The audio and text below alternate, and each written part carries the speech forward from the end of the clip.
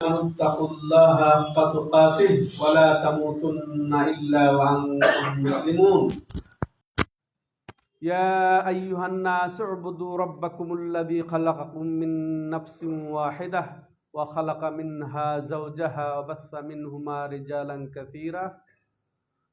كثيرا وتساءلون به والأرحام إن الله كان عليكم رقيبا يا أيها الذين آمنوا اتقوا الله وقولوا قولا سديدا يصلح لكم أعمالكم ويغفر لكم ذنوبكم ومن يطع الله ورسوله فقد فاز فوزا عظيما আল্লাহ রাব্বুল আলামিনের সকল প্রশংসা ও তার শুকর আদায়ের পরে আমরা আবার আল্লাহর শুকরিয়া আদায় করি, যার অশেষ মেহেরবানিতে মাশাআল্লাহ বগুড়া শহরের মাশাআল্লাহ ঐতিহ্যবাহী সূত্রাপুর আহলে হাদিস জামে মসজিদে আজকে 14ই শাবান 1446 হিজরি 14ই ফেব্রুয়ারি 2025 আল্লাহর মসজিদে যে খুতবা দেওয়ার সুযোগ লাভ করেছি। এরপরে মসজিদ কর্তৃপক্ষ যারা মাশাআল্লাহ এই সুযোগ সৃষ্টি করে দিয়েছেন, তাদেরও কৃতজ্ঞতা। তো আজকে জুমার খুতবায় সংক্ষিপ্ত আকারে যে বিষয় আলোচনা হবে অত্যন্ত গুরুত্বপূর্ণ বিষয়, হয়তোবা প্রেক্ষাপট অনুযায়ী কর্তৃপক্ষ বাছাই করেছেন সুন্নাত বনাম বেদাতি আমাল। তো এ বিষয়ে আল্লাহ রাব্বুল আলামিনের তৌফিকে যতদূর সম্ভব আমি বলার চেষ্টা করব। মা তৌফিকি ইল্লা বিল্লাহ।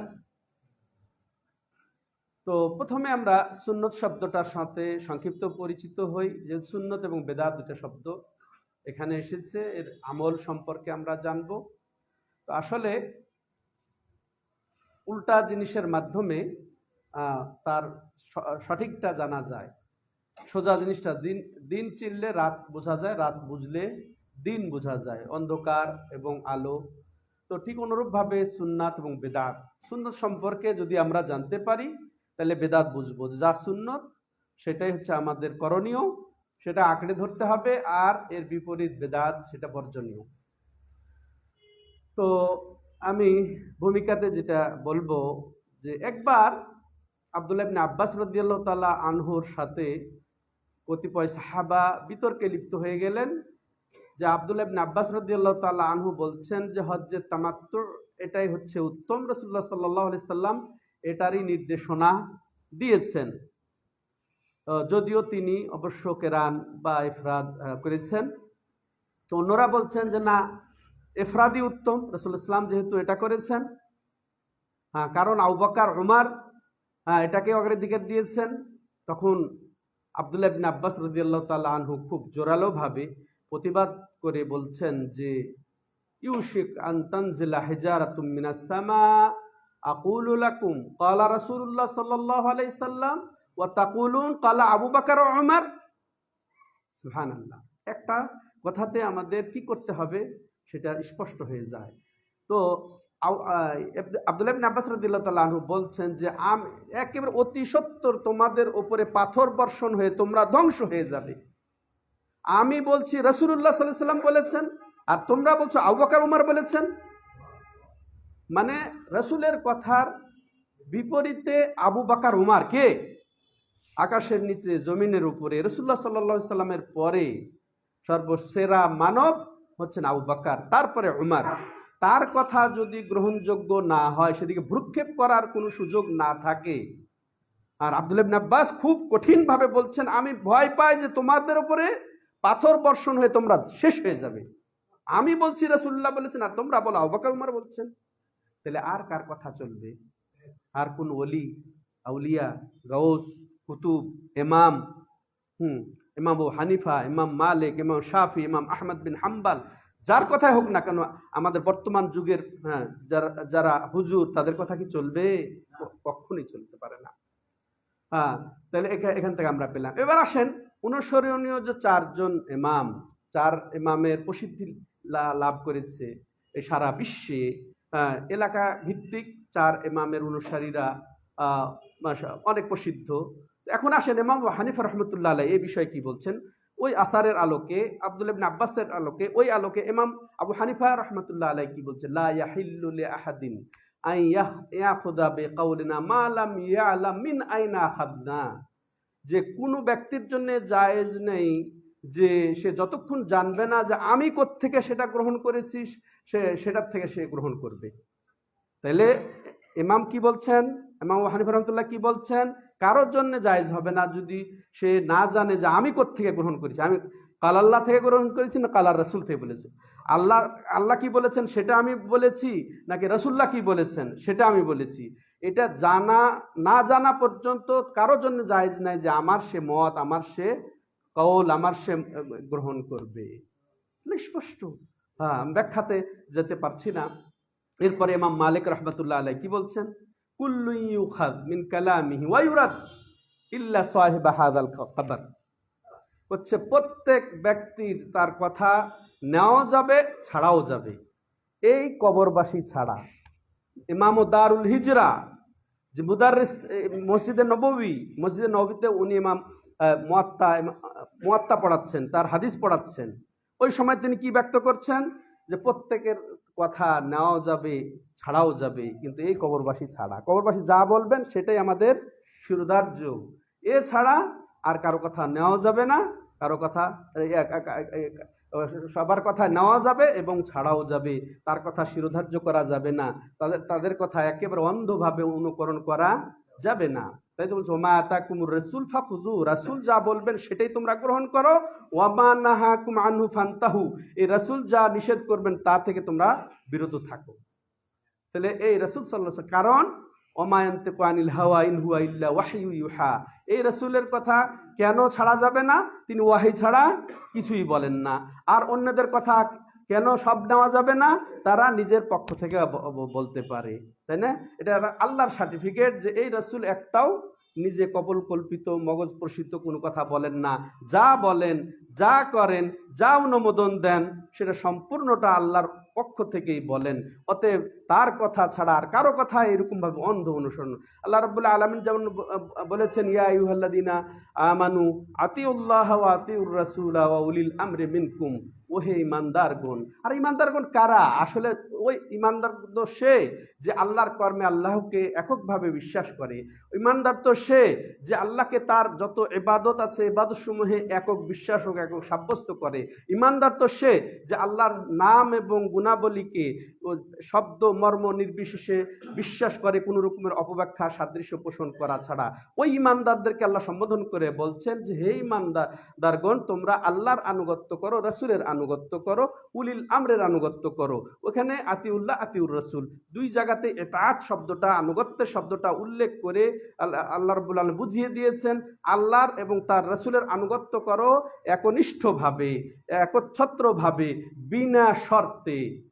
পেয়েছো কাল আল্লাহ কাল রাসূল, ওটা গ্রহণ করো। ওয়া উলিল আমরি মিনকুম, এবং তোমরা আমিরদের এবং তোমরা আলেমদের, ইমামদেরও আনুগত্য করো, কিন্তু শর্ত হলো যে ইমাম, যে আমির, যে শাসক তিনি নির্দেশনা দেবেন ওই প্রথম দুই ভিত্তিতে, অর্থাৎ কোরআনের ভিত্তিতে এবং রাসূলের সুন্নাহর ভিত্তিতে, যে ইমাম, যে শাসক যিনি নির্দেশনা দিবেন তারও তোমরা আনুগত্য করো। হ্যাঁ, ফাইন তানাজাতুম ফি শাইইন ফারুদ্দুহু ইলাল্লাহ ওয়ার রাসূল, হ্যাঁ আনুগত্য করো, এটা নির্দেশ, কিন্তু ওই তো ভিত্তি হলো কোরআন এবং সুন্নাহ। এরপরে যদি তোমাদের মধ্যে মতভেদ হয়ে যায়, তোমাদের আল্লাহর প্রতি ঈমান থাকে, পরকালের প্রতি ঈমান থাকে, তাহলে তোমরা ফিরিয়ে দিবে ওই বিষয়টি সামান্য হলেও আল্লাহর দিকে এবং রাসূলের দিকে, কোরআন এবং সুন্নাহর দিকে। যালিকা খায়ের, এটাই তোমাদের জন্য উত্তম পন্থা। তা আসেন এই সূত্রে ইমাম মালিকের কথা আমরা শুনলাম। আবার ইমাম শাফি রাহিমাহুল্লাহ তিনি কি বলছেন?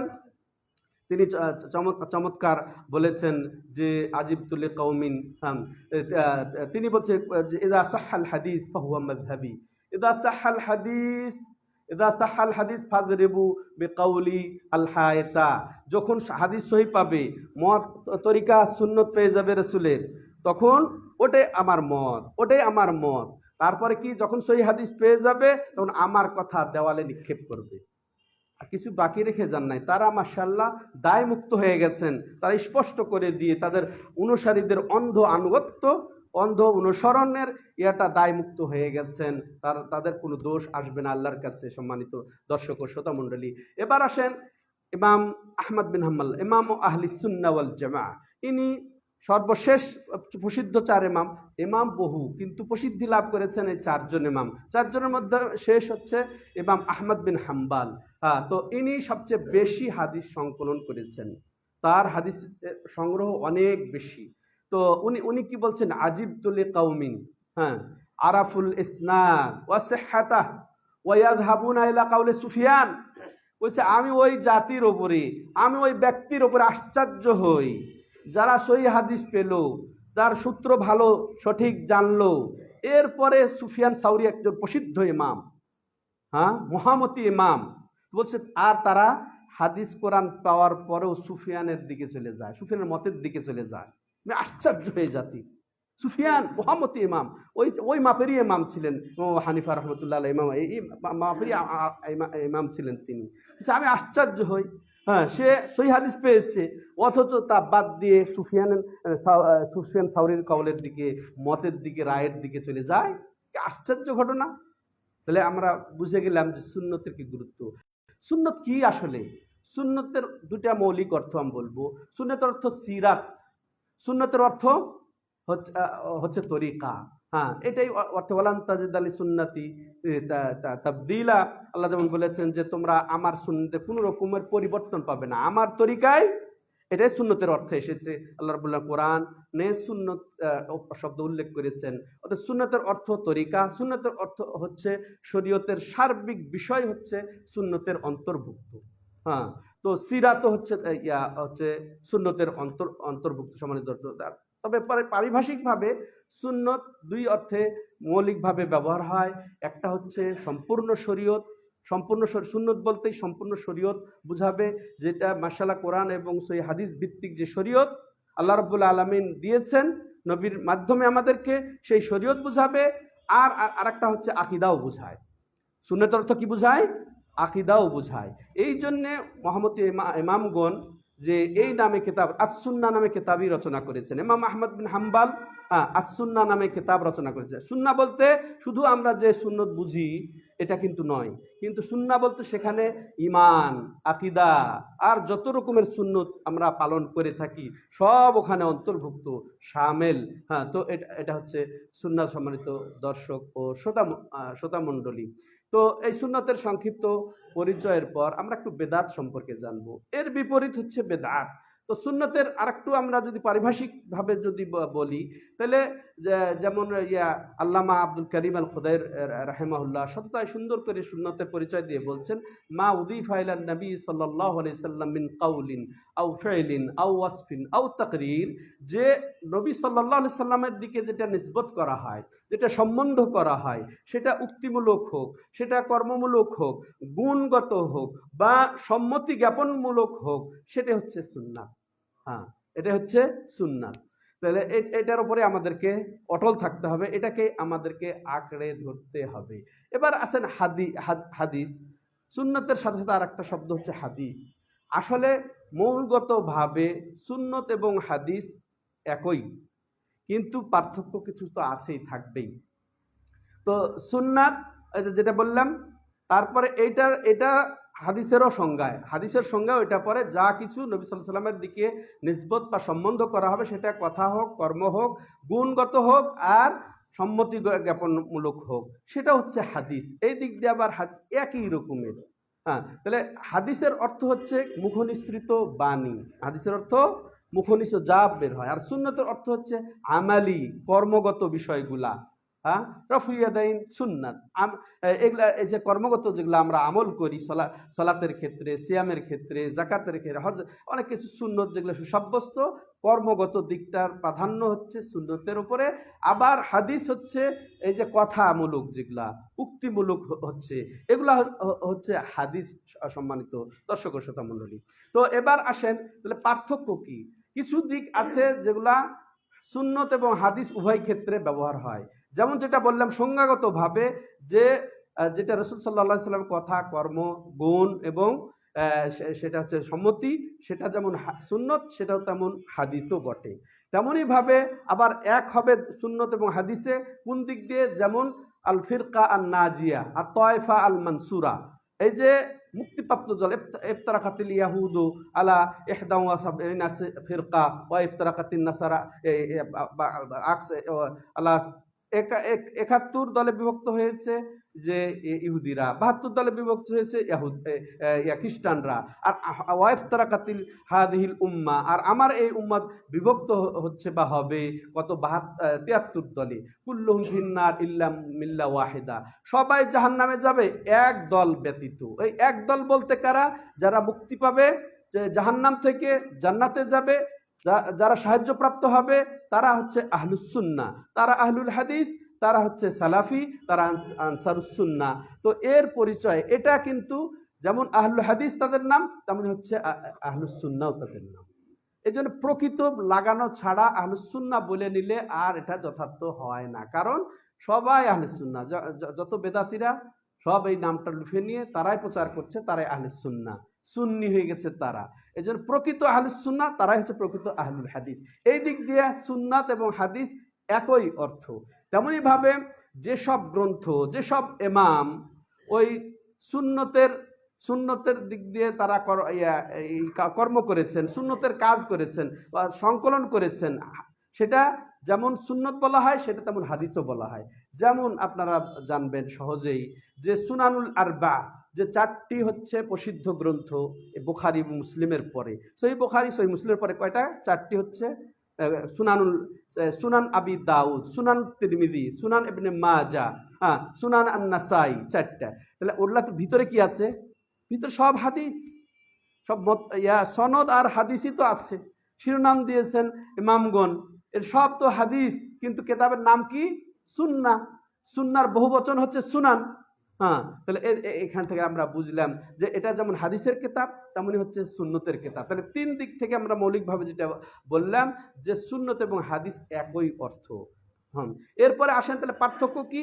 যেমন হাদি মানে তরিকা, তরিকার ক্ষেত্রে পার্থক্য হয়ে যায়। তরিকা হচ্ছে সুন্নাত, আর এটা মুখনিসৃত যেগুলা বাণী সেগুলো হচ্ছে হাদিস। যেমন হাদিউন নবী সাল্লাল্লাহু আলাইহি সাল্লাম, ইমাম আল্লামা ইবনে কাইয়িম জাওজিয়া রাহিমাহুল্লাহ একটা প্রসিদ্ধ একটা সফরে উনি একটা কিতাব লিখে ফেলেছেন। কি? সেখানে জাদুল মাআদ ফি হাদি খায়রিল ইবাদ এই নামে একটা কিতাব লিখেছেন। সেটা হাদি শব্দটা দিয়ে আমরা একটু খুতবায় বলেছি যে ফাইন্না খায়রুল হাদি হাদিউ মুহাম্মদ, যে নিশ্চয় সর্বোত্তম হাদি, সর্বোত্তম হেদায়েত, সর্বোত্তম তরিকা কার? মুহাম্মদ সাল্লাল্লাহু আলাইহি সাল্লামের তরিকা। তো ঠিক ইমাম ইবনে কাইয়িম জাওজিয়া তার জাদুল মাআদে হাদিউ সাল্লাল্লাহু আলাইহি সাল্লাম ফিল ওযু, হাদিউ সাল্লাল্লাহু আলাইহি ওয়াসাল্লাম ফিস সালাহ দিয়ে বিস্তারিত প্রত্যেক শিরোনামে নবী সাল্লাল্লাহু আলাইহি সাল্লামের যে তরিকা, ওযুতে, গোসলে, তারপরে যে মাথা মাসে করায়, রফুল ইয়াদাইন করায়, তারপরে খাওয়াতে, পান করাতে, সালাতে, যাকাতে, সিয়ামে, প্রত্যেকটা আলাদা আলাদা শিরোনাম, কিন্তু মূলে তিনি কি লিখেছেন? হাদিউহু ইয়ানি তরিকাতুহু, মানে নবী সাল্লাল্লাহু আলাইহি ওয়াসাল্লামের তরিকা, নবী সাল্লাল্লাহু আলাইহি ওয়াসাল্লামের পদ্ধতি, নিয়ম কি? তাহলে এই অর্থে ওগুলা সুন্নত, এটা পার্থক্য হয়ে গেল। এত বলবো না হাদিস। আরো আরেকটা কি পার্থক্য হয়ে যায়, যেমন আংশিকভাবে নির্ধারিত সেগুলা কিছু সুন্নত, আর আবার হচ্ছে হাদিস। যেমন দাজ্জালের কিসসা কাহিনী আছে হাদিসে, এগুলা তো বলবো না যে সুন্নাত, এগুলা তো বলবো না সুন্নাত। তেমনই ভাবে সহি জয়ীফের দিক দিয়ে এটা জয়ীফ সুন্নাত কেউ বলে না, এটা জয়ীফ সুন্নাত কেউ, জয়ীফ হাদিস বলে, জয়ীফ তার সহি হাদিস বলে। এই দিক দিয়ে পার্থক্য আছে। এই মোটামুটি আপনাদের সুন্নতের ক্ষেত্রে পরিচয় বা হাদিসের ক্ষেত্রে পরিচয় এটা। আর ওই অর্থে আমরা আহলুল হাদিস, হাদিস এবং সুন্নতে কোনো আহলুল হাদিস এবং আহলুস সুন্নাহ মূলত মুদ্রার এপিঠ আর ওপিঠ একই জিনিস। কিন্তু যারা আসলে হিংসা করে, এই আহলে হাদিস আবার এরা কোত্থেকে আসলো? নাউযুবিল্লাহ, এদের অজ্ঞতা আছে এখানে। অথচ এই আহলে হাদিস নামটাও সুন্নতের সাথে সাথে প্রথম দিক সে ইমাম আহমদ বিন হাম্বল রাহিমাহুল্লাহ থেকেই আহলুস সুন্নাহ আহলুল হাদিস এই কথাগুলো চলে আসছে, একেবারে গতানুগতিক ভাবে চলে আসছে। এটা নতুন এই যুগের নাম নয়, 200 বছরের নাম নয় যে ইমাম আব্দুল্লাহ আর নাজদি ইনি নাম দিয়েছেন এরকমটি নয়, আব্দুল্লাহ আল কাফি আল কুরাইশি ইনি নাম দিয়েছেন এরকমটা, এটা অজ্ঞতা ছাড়া আর কিছুই নয়। আর এটাও আপনাদের জানা আছে যে এটা এটা আহলুল হাদিস বলতে এক শ্রেণীর আলেম ওলামারা বলে থাকেন শুধু মুহাদ্দিসিনে কেরামরাই হচ্ছে আহলে হাদিস, কিন্তু আসলে তা না। বরং যারা এই হাদিসের ওপরে আমল করে, হাদিসের মহব্বত রাখে, এমনকি শাইখুল ইসলাম তাইমিয়া বলছেন একটা হাদিসও যদি সে বর্ণনা না করে কিন্তু সে আকীদাগত আমলগত ওই তরিকার অনুসারী, মুহাম্মদী তরিকার অনুসারী, সাহাবাদের তরিকার অনুসারী, সেও আহলুল হাদিস। আলহামদুলিল্লাহ, এতে কোনো দ্বিমতের কোনো সুযোগ নেই। এবার আসেন আমরা বেদাত সম্পর্কে দুটি কথা বলব। বেদাত হচ্ছে যে আসলে অভিনব জিনিস, যেটা আসলে দলিল ছিল, মা উহদিসা ফিদ্দীনে বেগাইরে দলিল। এর সংক্ষিপ্ত সংজ্ঞা অনেকভাবে সংজ্ঞা চিত্রায়িত করেছেন উলামায়ে কেরাম। রাসূলের ওই হাদিস থেকে মান আহদাসা ফি আমরিনা হাযা মা লাইসা মিন ফাহুয়া রাদ, যে এমন কিছু আবিষ্কার করবে, বানাবে, তৈরি করবে যা আমাদের শরীয়তের অন্তর্ভুক্ত নয়, যা দ্বীনের অন্তর্ভুক্ত নয়, সেটা প্রত্যাখ্যাত। তাহলে এখান থেকে সংজ্ঞা সুন্দরভাবে এটা ওই যে ইবনে রাজব রাহিমাহুল্লাহ তার লাতাইফুল মারিফ কিতাবে সুন্দর করে দিয়েছেন, মা উহদিসা ফিদ্দীনি বিগাইরি দলিল, দলিল ছাড়া যা কিছু দ্বীনের মধ্যে আবিষ্কার করা হবে, তৈরি করা হবে, চালু করা হবে, সেটাই হচ্ছে বেদাত। তিনটা কথা এখানে আমরা মনে রাখবো আজীবনের জন্য, যে আবিষ্কার হবে, নতুন হবে, পুরাতন না। এটা চলে আসা না, নবীর জামানা থেকে চলে আসা এমন কিছু সুন্নত নয়, সাহাবাদের যুগ থেকে চলে আসা এমন কোনো নীতি নয়, যেটা বানানো হবে, তৈরি হবে ফিদ্দীন, এটা দ্বীনের অন্তর্ভুক্ত হবে। এই যে আমার সামনে ক্যামেরা, আমার সামনে আমি মাইকে কথা বলছি, এটা দ্বীনের অন্তর্ভুক্ত নয়, এটা এটা জাগতিক বিষয়, এটা মাশাআল্লাহ আধুনিক আবিষ্কার। যেমন আল্লাহ রাব্বুল আলামিন বলেছেন যে আল খাইলা ওয়াল বিগালা ওয়াল হামিরা লিতারকাবুহা জিনা, যে ওয়ায়াখলুকু মা লা তা'লামুন, যে ঘোড়া গাধা এগুলা তোমাদের শোভা সৌন্দর্য এবং তোমরা এতে সওয়ার হবে এই জন্য যেমন সৃষ্টি করা হয়েছে, কিন্তু ওয়ায়াখলুকু মা লা তা'লামুন, এমন কিছু সৃষ্টি করা হবে যা তোমরা জানো না, যা জানতেন না ওই যুগের লোকেরা, এখন এগুলা তৈরি হচ্ছে। প্লেনে যাওয়া, এগুলা দেখেন বোকা বানায় যে তাহলে প্লেনে চড়বো কেন, তাহলে মাইকে কথা বলবো কেন, তাহলে এই কথা বল না, এটার ওখানে উল্লেখই আছে ফি দ্বীনে না ফি দ্বীন, দ্বীনের অন্তর্ভুক্ত এগুলা নয়। দ্বীনের অন্তর্ভুক্ত হচ্ছে আকীদা, দ্বীনের অন্তর্ভুক্ত হচ্ছে ইবাদত, দ্বীনের অন্তর্ভুক্ত হচ্ছে সালাত, সিয়াম, যাকাত, হজ, এগুলো হচ্ছে দ্বীনের অন্তর্ভুক্ত। এগুলোর মধ্যে বাড়ানো যাবে না, এগুলোর মধ্যে যে আবিষ্কার করবে সেটা বেদাত। কিন্তু সহযোগিতা নিয়ে মাধ্যম হিসেবে যেগুলা মিডিয়া, এগুলা কিন্তু বেদাতের অন্তর্ভুক্ত সংজ্ঞা থেকে রাসূলই বাদ দিয়ে গেছেন। ফি দ্বীনে না, আমাদের দ্বীনের মধ্যে, মানে আমিলা আমাল লাইসা আলাইহি আমরুনা ফাহুয়া রাদ, যে এমন কিছু আমল করবে যেটা আমার আমলের অন্তর্ভুক্ত নয়, সেটা প্রত্যাখ্যাত। আমার আমলের অন্তর্ভুক্ত, সেটা এখানে স্পষ্ট করে রাসূলুল্লাহ সাল্লাল্লাহু আলাইহি ওয়াসাল্লাম আলাদা করে দিয়ে গেছেন। সম্মানিত ভাইরা, তাহলে এটা বেদাতের মধ্যে তিনটা জিনিস মনে রাখবো, যে নতুন হবে, দ্বীনের মধ্যে হবে, দলিল থাকবে না। ঠিক আছে, দলিলবিহীন দ্বীনের মধ্যে নতুন, এটা হচ্ছে বেদাত। আর তাহলে যেটা চলে আসছে নবী সাল্লাল্লাহু আলাইহি ওয়াসাল্লামের জামানা থেকে দ্বীনের মধ্যে দলিল, সেটা হচ্ছে কি সুন্নাত, এটা হচ্ছে সুন্নাত। তো এই বেদাত থেকে নবী সাল্লাল্লাহু আলাইহি ওয়াসাল্লাম বহুভাবে সতর্ক করেছেন তার উম্মতকে, যেন বেদাতে পতিত না হয়। যেমন আল্লাহ রাব্বুল আলামিন বলেন, আমলাহুম শুরাকাউ শারাউ লাহুম মিনাদ-দ্বীন মা লাম ইয়াযাম বিহিল্লাহ ওয়ালাউলা কালিমাতুল ফাসলা কুদিয়া বাইনাহুম। তাদের কি এমন কোন শরীক আছে যে আল্লাহ যার অনুমতি দেন নাই এমন কিছু তারা চালু করবে সমাজে? আকীদার মধ্যে হোক, আমলের মধ্যে হোক, উৎসবের মধ্যে হোক, দিন পালনের মধ্যে হোক, এমন কি কেউ আছে যে আল্লাহ যা চালু করেন নাই, আল্লাহ যা অনুমোদন দেন নাই, হ্যাঁ, এত চালু করবে? যে যদি ফায়সালার দিন কিয়ামত না নির্ধারিত থাকতো, হিসাবের দিন নির্ধারিত না থাকতো, আজই তাদের উপরে শাস্তি এসে যেত। আল্লাহু আকবার। কত বড় ভয়াবহ এই বেদাত, এখান থেকে আমরা বুঝতে পারি। সম্মানিত দর্শক শ্রোতা মণ্ডলী, এইভাবে রাসূলুল্লাহ সাল্লাল্লাহু আলাইহি ওয়াসাল্লাম আল্লাহ রাব্বুল আলামিন বলছেন, ফালিয়াহযারিল্লাযিনা ইউখালিফুনা আন আমরিহি আন তুসিবাহুম ফিতনাতুন আও ইউসিবাহুম আযাবুন আলীম। তারা সতর্ক হয়ে যাক, তারা হুঁশিয়ার হয়ে যাক, হ্যাঁ, যে তারা এই রাসূলের বিরুদ্ধাচারণ করবে, বিরোধিতা করবে। কিসের সতর্ক হবে? যে দুনিয়াতে তাদের উপরে আযাব এসে যায়, আযাবুন আলীম এসে যেতে পারে। হ্যাঁ, তাদের তাদের মধ্যে ভয়াবহ দুনিয়াতেই ফিতনায় পতিত হবে, আর পরকালে তাদের জন্য ভয়াবহ শাস্তি নির্ধারিত হবে। কারদের জন্য?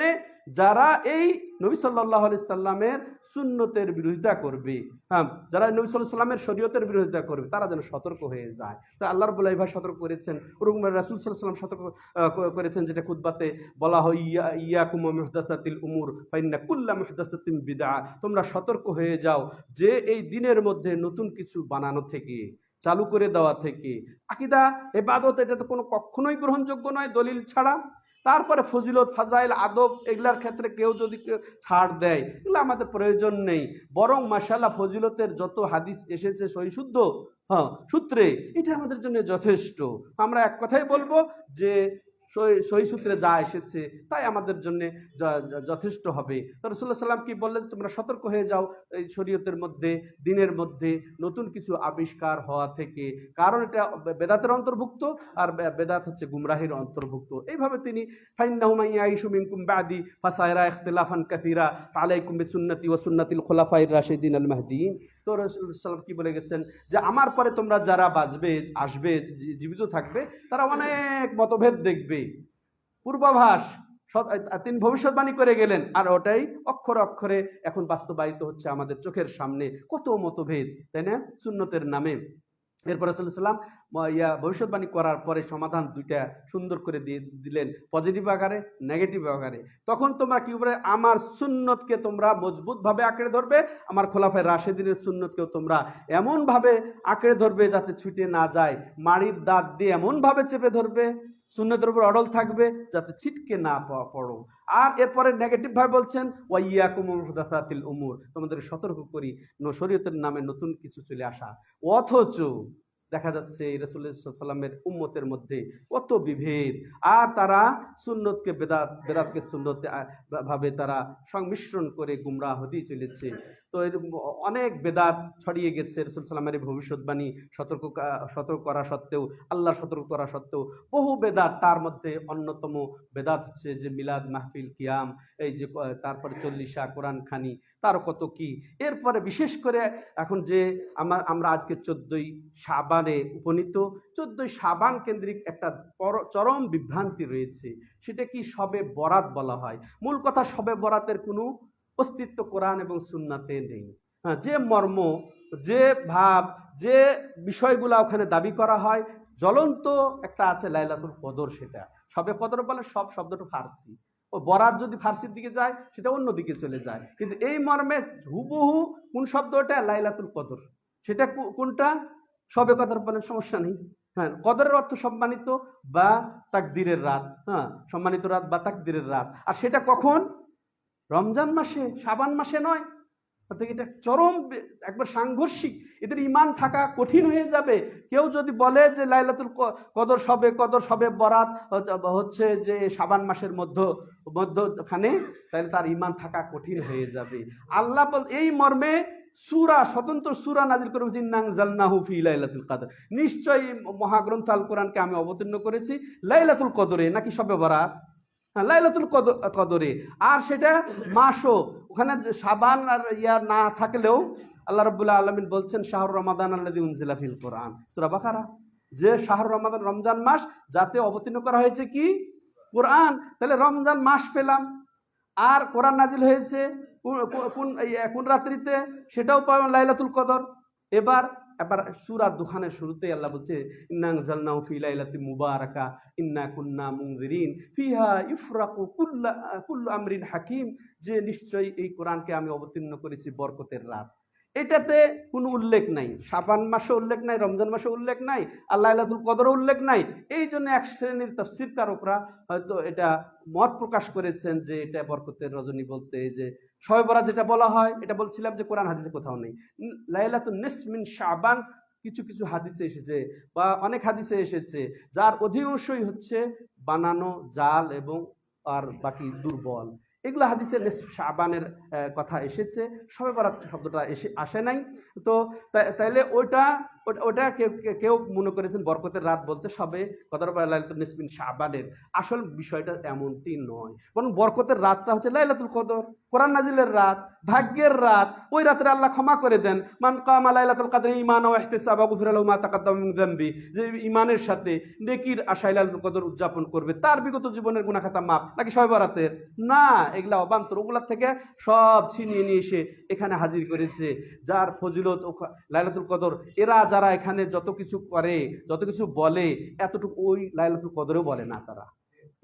কিন্তু তারা এইভাবে এটাকে অপব্যবহার করে। এবার আসেন সংক্ষেপে আমরা যেটা বলবো যে শবে বরাত উদযাপন, শবে বরাতের কোনো দলিল নেই, উদযাপন করার কোনো দলিল নবী সাল্লাল্লাহু আলাইহি ওয়াসাল্লাম করেন নাই, সাহাবাই কেরাম করেন নাই, তারপরে আমাদের পরবর্তী আইম্মাই কেরাম কেউ করেন নাই।